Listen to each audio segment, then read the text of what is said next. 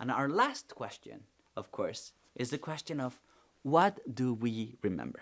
And here is important to latch onto this philosophical distinction between the intentional object of a mental state and the intentional content of a mental state. So, very famously, Franz Brentano said over 100 years ago that the mark of the mental was that you could think about things that don't exist, right? So, spoiler alert, you can have thoughts about the tooth fairy, but turns out there is no such a thing as the tooth fairy, right? So, I can nonetheless have thoughts that have the content of the tooth fairy, even though the object of my thought is non-existent, right?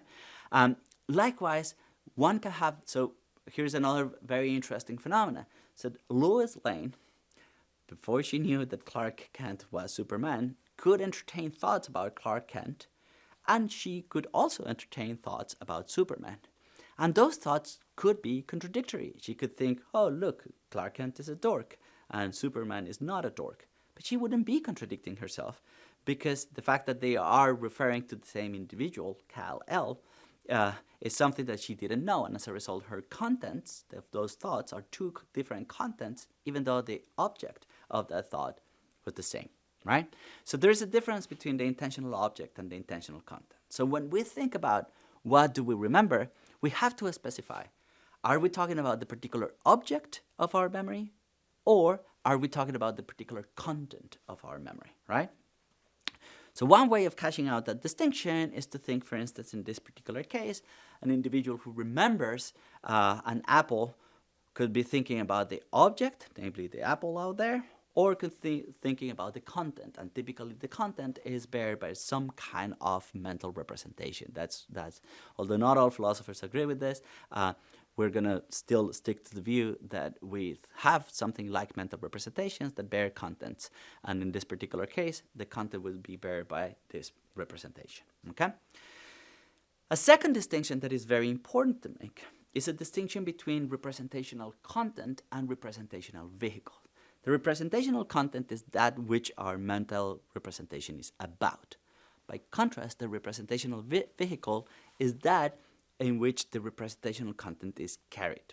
Okay? So one way of articulating this distinction is to sort of use the analogy with these paintings of by Andy Warhol of Marilyn Monroe. So assume with me that there is no informational difference in all these paintings, that they are all equally depicting Marilyn Monroe.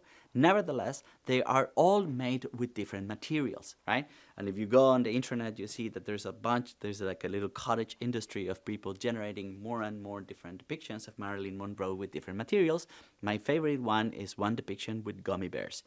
So what is important about this is that they're all, even though they all have the same content, they are all about Marilyn Monroe, they nevertheless are represented in different vehicles.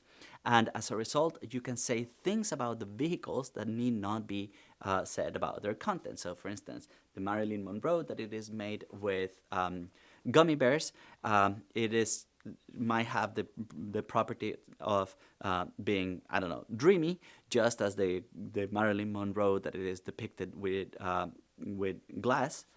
Nevertheless, only one of them is edible. So, and what the property of being edible is a property of the representational vehicle, whereas the property of, say, being dreamy is a property of the representational content. So it's very important to make this distinction in mind. Okay. So with that distinction in mind, then we can talk about what is this representation that it is supposed to be carrying the information about that which our memories are about. And the traditional view, at least in philosophy, is that that representation is known as a memory trace. Sometimes people talk to it in terms of engrams. And here is a bit of a mouthful of a definition, but bear with me. We can think of memory traces as an entity or a process M that exists during a period of time t2 between a time t1 in which the subject experiences a particular event and a subsequent time t3 in which that subject remembers or recollects that event x. So we're going to think about the encoding of the event x as ex and the recollection or the remembering of the event x as rx. Now, according to the traditional view, in order for M, the memory trace, to be a memory trace of x, then three conditions must obtain. Number one, a causal condition. A memory trace must play a causal role in the recollection of the event it is a trade-off. MX, the memory trace, needs to have been caused by the experience, by AX, and in turn it needs to be the cause of the recollection, the cause of RX. A second condition is known as the retention condition. A memory trace must retain the intentional content entertained during the remembered event. That is, to be a memory trace of EX, the intentional content acquired by the memory trace at T1 need to be kept unchanged through the whole T2 until it is retrieved at T3. And finally, there is the isomorphism condition. A memory trace must be structurally similar or isomorphic to that which is remembered. That is, the intentional content entertained during the retrieval, during RX, must be isomorphic to that of EX, the encoding, because the structural isomorphism is preserved through T2 by MX, by the memory trace. So now we can see this a little bit here with an example.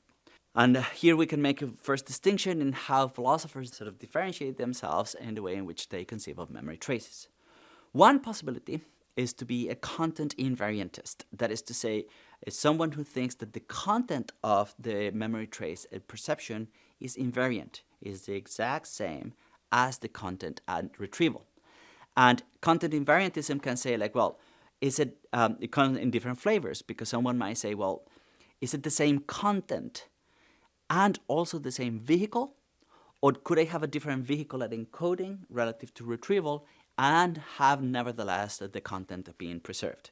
In principle, one might say, well, if it is the same vehicle, then I don't need to be worried about the content because the vehicle preserves the content. If you say it's a different vehicle, it's different vehicle at encoding than it is at retrieval, then you have to give an account as to why is it that it is the same content. So those are possibilities for invariantists. But another possibility is to be a content variantist. That is to say, no. The content that is encoded is different. It varies relative to the content that is retrieved. But then you have to give an account as to what is the nature of this change and why is it that even though the content that is encoded is different from the content that is retrieved, why is it the case that that content which is retrieved is nonetheless a memory of the exact same thing that was encoded, right? So all of these are questions that philosophers are interested, as well as neuroscientists are interested in. How can we account for the variance or lack of variance of memory traces and why? One relatively common view in neuroscience to think about memory traces relates to what it is known as the sensory reactivation hypothesis.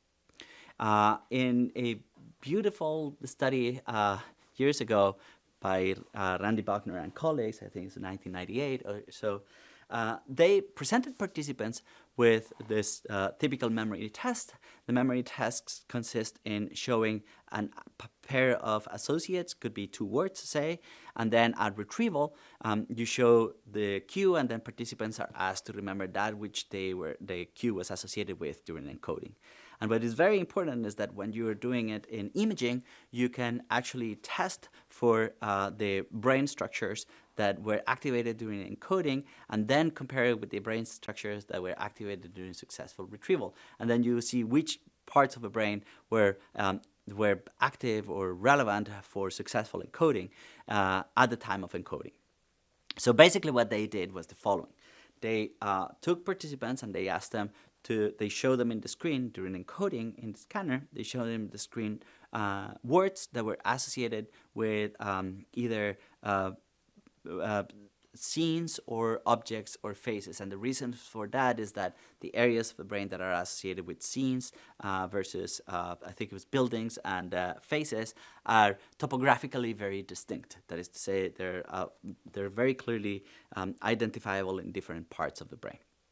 So they had the word, and then they had to retrieve the associated image.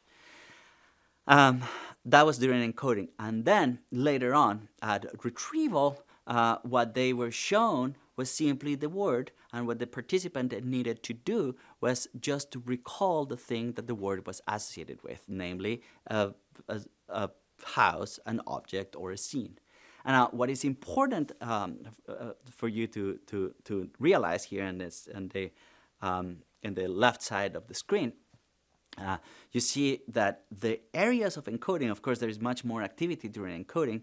Nevertheless, the peak of the area of encoding coincides precisely with the peak of area of activation at retrieval, suggesting that the same regions, or at least some of the same regions that were active during encoding, get reactivated at the time of retrieval.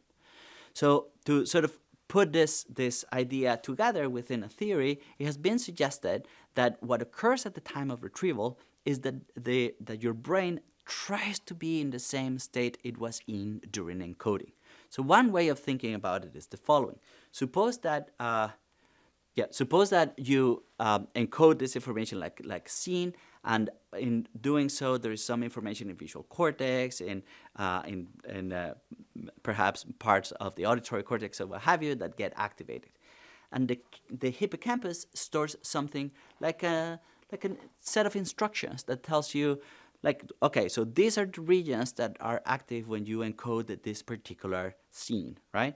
So what you encode in the hippocampus is not exactly all the information again, but rather a set of instructions that tells you that if you need to remember that scene, then I know which parts of the brain to reactivate. You're given the cue, said the cue is the associated word, and then the hippocampus said, okay, it is time for me to go and reactivate these parts of the cortex that were activated during encoding. So the hippocampus is sort of retrieving that set of instructions and reactivates those very same regions that were active during encoding, but this time it does it at the time of retrieval. This idea can be traced back to this beautiful paper by David Marr that came out in the 1970s. He suggests that what the hippocampus is doing is storing something like, I think he called it a simple memory, which is just basically sort of a drafty representation of the original memory. So one way of thinking about it, if you see this diagram that I have here on the right, you can think of it, of the encoded item as having a different set of values and different dimensions. And here they are depicted with different colors as those little circles. And then what happens in the hippocampus and surrounding areas in the mediotemporal lobe is that there is information about the arrangement of these little circles, these little values and dimensions that gets stored for a little bit. What happens after that during consolidation is that the values of that item that belong to the visual cortex are going to get sort of outsourced to the visual cortex. Values that are part of a haptic, then they are going to be outsourced to like parietal cortex. Values that are auditory are going to go to the auditory cortex, and so on and so forth. And according to the traditional view, the hippocampus is no longer going to be remembered because, no longer going to be required, because what is going to happen is that now the prefrontal cortex is all you need to sort of bring back this different items together. Now, this was a traditional view, 1970s, coincided with the view of consolidation in the standard model of memory that we talked about before. And as a result, lots of things have changed. So, for instance, now we know that the hippocampus is likely required in addition to a prefrontal cortex to do this retrieval. And likely is because the hippocampus stores this index that is going to be later on required for the retrieval.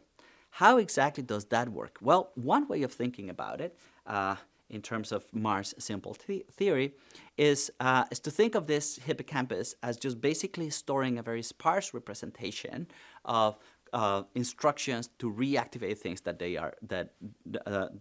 reactivate sensory components that were active during encoding at the time of retrieval. So if you look here in the panel, then you see again the depiction that I have of the initial object being represented and sort of distributed in the cortex, but now we can see what the role of the hippocampus is specifically. So the lower layer in the second panel, in 2A and 2B, represents neurons in the hippocampus, and the thought is, and then the upper layer represents neurons in the neocortex. And the thought here is that each one of those neurons is sort of locked in or coupled with a particular unit in the hippocampus, And then during consolidation, what occurs is that those strengths of the connections between those units in the hippocampus and the units in the neocortex get strengthened, right? But then later on at retrieval, and then we are looking now here at panel 3. At retrieval, maybe a couple of those units in the neocortex get reactivated, perhaps because the cue is being presented to you. So they send the instruction to the hippocampus, and the hippocampus said, okay, I need to complete this pattern that was active at encoding. And then it retrieves, as it were, those sets of instructions, and then it reactivates the brain regions, or specifically the units that were active at encoding, and that constitutes the retrieval. So the thought here is that this simple representation, or this simple memory, as Mark called it, in the hippocampus, doesn't really necessarily encode content, but something akin to, and I call it following Kant, a transcendental schema, something like a procedural rule by means of which the multiplicity of sensory input is unified into a determinate spatiotemporal experience. What does that mean? What I suggest that it occurs following Marr and the index theory is that the hippocampus stores something like a procedure to fill in, again, probabilistically, the representation at the time of retrieval by reactivating the units that were active during encoding in reaction to or in response to a particular cue. If we think of memory traces in this way, we can likely understand how is it that memory is reconstructive, right? How is it that the process is reproductive? And also, I think we can accept the idea that there is something like a memory trace, doesn't encode necessarily content, but it encodes a set of instructions, and we can wed the notion of a memory trace with the idea that memory is reconstructive. So this is a way in which we can think about memory traces and reconstructive memory as not being antagonistic with one another, but actually as being compatible. So, in sum, what do we remember? The question of what do we remember then has to be disambiguated into whether what we remember we're trying to answer is what the object of the memory is or what is the content of that memory. In addition to that, it could be asked in terms of whether that content, that representation that gets encoded, where we're asking something about the vehicle of that representation or the content of that representation. And these three ways of thinking about what we remember are going to call for different answers. And sometimes there are going to be contradictory answers in the sense that it depends on what you view, what your view of the vehicle of your memory trace is. You might end up being a variantist, and namely thinking that the encoded content is different from the remembered content, or an invariantist, and one that thinks that the encoded content is no different from the remembered content. And finally, we also saw that there is this traditional view, or this sort of computational view of thinking about memory traces in terms of indexes in the hippocampus that sort of store instructions as to how to reactivate the units that were engaged during encoding at the time of retrieval. And my suggestion to end is that say that if we accept a view like that, in which what the hippocampus is encoding is something like a set of instructions that command the neocortex to reactivate the units that were active during encoding, but now at the time of retrieval, then it might be possible that our views of probabilistic simulation that were, that we saw from the second part when we're talking about what is it to remember, are still compatible with the idea that something, namely an index, gets stored as a memory trace. And with that, I would like to finish. Thank you all.